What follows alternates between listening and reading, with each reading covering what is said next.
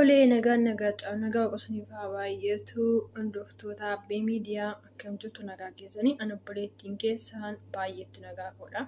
Isinillee akka nagaa taatan abdii fi amantiin qaba Waaqayyo bira. Guyyaa har'aa kan immoo walitti deebinee jirra. Tole maal qabattee dhufte jechuun keessan inafu viidiyoo barnoota namaa dabarsu tokkoon qabadhe isiniif dhiyaadhee jechuudha.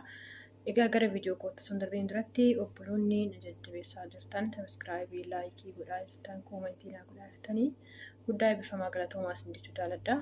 Waaqayyo isin haa eebbisu jajjabeessuun keenya akkasumatti itti yaa'u isin jedha. Egaa guyyaa har'aa kana viidiyoo nama barsiisaa jiru tokko isinii qabadhee dhufe. Dhugaa dubbachuuf ani baay'een irraa itti baradhe jechuudha.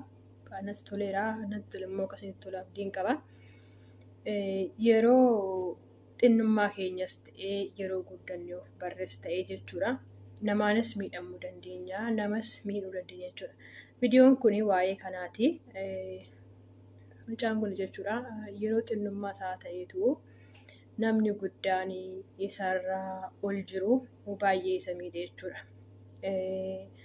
Booda immoo Waaqayyo fideetu harka nama saniititti nama sanaa fidee harka mucaa kanaa galche jechuudha. Kanaaf asirratti maal jechuun barbaadanii beektu namoota keessattuu namoota warra daa'imummaa isaa ta'uu daa'imota xixiqqoo guddattee eessatti akka ishiin baatu hin beekne miidhuun barbaachisaa miti jechuudha. Maaliif namni tokko hin rakkatu fi miti hin rakkata jechuudha. Mucaan kun seenaa baay'ee nama gaddisiisu wayiiti jechuudha kan inni keessa darbe. Shankooraa anna deemee raawwattu sagalee isaarraa hin dhageessu. Beela'anii maatii isaa wajjin waan nyaatu dhabanii loon bobbaasuu deemee jechuudha maatii isaa biraayi. Armeen isaa waan isaa laatti dhabdee guyyaa tokko oolatan guyyaa tokko bulee loon yeroo bobbaasa deemu shankooraan argeetu kutadhe jedhe. Kutadhe waan xiqqaa shankoora xiqqoore jedhe. Achirratti namni abbaa shankooraatti dhufe waa baay'ee mucaa kana irratti raawwate jechuudha. Kanaaf viidiyoo kana natti aanee dhufurraa hin dhageessu jechuudha. Hunda isiniif hin dubbadhu maal jechuun barbaade. Yeroo baay'ee rakkina keessa jirru keessatti waan darbu nutti fakkaatu.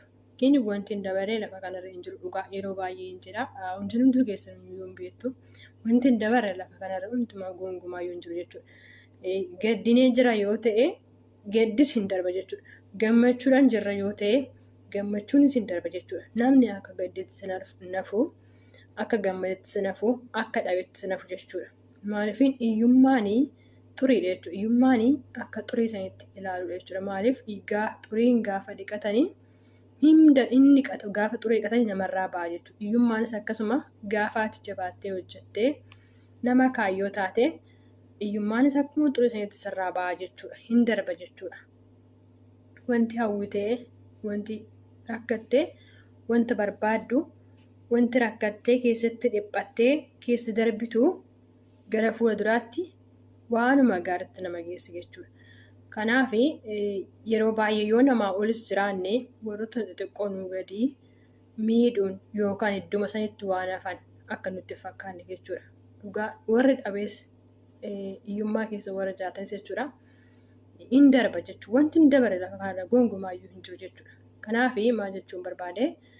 Seenaa mucaan nutti aanee dhufu kan hin dhaggeeffatu dhugaas sirriitti dhaggeeffadha amma dhumaatatti jechuudha. Baay'ee seenaa namatti dhaga'amudha jechuudha. Keessattuu daa'ima xixiqqoo larreef lafaa baatee guddattu gara isheetti baatu kan hin beekne miidhuun barbaachisaa miti jechuudha. Maaliif guyyaa tokko hin beekamu iddoo ishiin geessu Waaqayyo geessee harka nama saniitti nu galchuu danda'a jechuudha. Kanaafuu mucaan kun miidhama baay'ee keessa darbee garuu na ajaa'ibeena haalli inni keessa darbee fi haalli inni amma keessa jiru jechuudha. Kanaaf walumaa galattumaa jechuun barbaade daa'ima xiqqoos taatee jirtu waan tokko irratti gaafa argine miidhuun barbaachisaa miti jechuudha. Maaliif kan miidhuun gongumayyuu eenyumaayyuu ta'e miidhuun daa'imas ta'e guddaas ta'e miidhuun hin barbaachisu jechuudha. Miidhaan miidhu sana gaafa tokko Waaqayyo nu lakkaa'uu danda'a jechuudha. Tarii yeroo sanitti qalbii nutti fakkaachuu danda'a. Yeroo sanitti nus miidhamne waan ta'eef miidhuu dandeenya jechuudha. Daa'ima immoo yeroo daa'ima xixiqqoo sanitti waan barbaadde balleessuu dandeessi. Namni odoo hin balleessine osoo dogoggora tokko hin raawwanne guddatu hin jiru jechuudha. hundiyyuu dogoggora darbeetuma guddate jechuudha. Kanaaf viidiyoon har'a isinii qabadhee dhufee waa'eedhuma walumaa galatti waa'ee miidhama daa'ima xiqqoo yeroo jiran miidhama sana keessa darbanii immoo Waaqayyo gara gaariitti isaan geessee deebisee immoo nama isaan miidhe sana harka isaaniitti kuffisu jechuudha. Kanaaf viidiyoon irraa kiyya waan akkasiitti ilaallataa ammadumaatti dhaggeeffadhaa. Akka irraa barattan abdiin qaba. Waaqessinaa eebbisee eebbifamaadha. Viidiyoon kiyya wanti har'aa kiyya kanuma qabadhee isinii dhufee ammadumaatti immoo viidiyoo itti aanu dhaggeeffadhaa. Eebbifamaadha. Ammoo biraatti walitti deebinutti nagaan naa turaa buloota koo.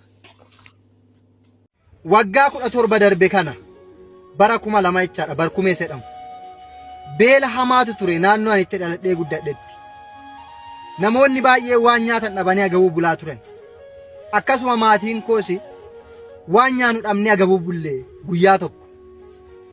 Achi booddee akkuma agabuu bulletti ganama sagabuu kooni horii tiksuudhaaf horii fuudhee manaa bahe. Yemmuun horii fuudhee bahu armeen koo waan naalaatti dhabdeet ganama utuu ija keessa na laaltee naa mararamtuu mana duuba naannofte waan natti kennitu dhabnaan. Anis horii fuudhee tallaga bu'e halkan agabuun bule daa'ima baay'ee waan an beela'eefin shankoora yookiin sagadaasa jedhamu jechaadha. Naannoon ani horii tiksutti jira hateetan cabsadhe kan nama. Achi booddee mukuma tokkoon cabsadhe anumaa cabsatee bahu abbaan shankoora sanaa na qabate. Erga na qabatee booddee inni iyye akka namni birmatutti jechaadha. Namni baay'een hin birmate attuun qabadhe jedhe. Guyyaan isaa guyyaa sanbataa ture nan yaadadha. Biyya keenyatti immoo yemmuu hattuun oolaa hattee sangaa hattee waan hattee hojii yemmuu qabamte gabaa keessa naannessanii itti sirbu namatti kolfisiisu. Namichi kun shankoora muka tokkitti wajjin na qabateetu ani daa'imadha qumxaan uffadhaa luka duwwaan deema. Mucaan kun gabaa keessa naanna'uu qabaa jedhe. Namni baay'een narraa kadhata. Maal jettee mucaa duudaa kana shonkoora baachiftee gabaa keessa naannessitaa jedhaniin. Du'eetuman argama gabaa keessa naa deemuu qabaa. Yookiin 50 saantimiidha yookiin birrii tokkodha shankoorri sun. Namni baay'een narraa kadhate. Waan ija koo duraan banne jaarsi namni guddaan tokko gad jedhee jilba isaa qabate. Dhiisi biyyi maal siin jedhaa. Maal jetteetu shankoora tokkittiidhaaf jettee mucaa kana gabaa keessa naannessitaa jedhaniin. Ani garuu yeroo sanatti isanni gabaa keessa na naannessituu hin taane maqaa warra kooti ilma warra abbaa beeluutte jedhamutu na cannaqaa ture. Isan beela irratti luka koo kana jala qacceedhaan na garafee na fixeera. Isa na garafee na fixa irratti gabaa keessa naaf haa naanna'uu jedhe. Isan ani boo'u fuulli koo kun daalachaa'eera beelli na ajjeeseera. Namni narraa kadhatee birrii tokko kennaniifiitu birrii tokkos fudhatee shankoora isaas fudhatee gale. Narraa kadhatanii dadhabanii jechaadha. Waggaa 17 namni suni waggaa 3 darbe Finfinnee keessatti abbaan isaa jalaa boqotaniitu hospitaala irraa gara biyya ani dhaladheetti konkolaataa reeffa galchuu dhabanii rakkatan. Akkanam Finfinnee jiru na beeku natti bilbilanii ennaananii konkolaataa kaafadhee tan dhaqe. Achi booddee dhaqeetanii waggaa 3 darbe jechaadha. Reeffa abbaa isaatii fe'eetan hanga biyya keenyaatti hin galcheef daannoo kan jedhamu magaalaan tokko jira. Hanga magaalaa sanatti hin galcheef geedoorraan ijaajjii kan jedhamu keessa ba'ee jechaadha. Yemmuu reeffa abbaa isaatii fe'ee adeemu inni koffiyyaa azanii keewwateetu ana cina taa'a gabbinaa keessa. Ani garuu marii qabadhe isanni bara shankoora baatee mucaan kun gabaa keessa naaf haa deemu jedhu sana yaadadheetani. Namni maatiin turaniif inni abbaa isaatiif bu'a. Ani garuu isa bara sanaa yaadadheetan utuun imimmaan koo buusuuni reeffa abbaa isaatii fe'ee daannootti galchee fi Finfinnee irraa kaase. Maal siin jechuu barbaadeetani wanti hin dabarre hin jiru. Garaa bal'achuun immoo ogummaa guddaadha. Ogummaa keessaayyuu isa baratanii argatatu hin taane isa Waaqayyo namaa kennu. Garaa bal'adhaa waan hundumaa obsaan dabarsaa. Namni obsuuf namni garaa bal'atu guyyaatti faajjii moo'ichaa alaabaa moo'ichaa ol qaba waan ta'eef jechuu barbaadeetanii. Gorsa kanarraa way hubattu nama isinii gadi hin miidhina. nama sinii gadi jiru kabaja. Guyyaa bakka itti guyyaa walitti sin fidduun beektu waan ta'eefani gorsa kan sinii dhaamu barbaade namoota biroodhaaf illee sheer yoo gootan natti tola galatooma.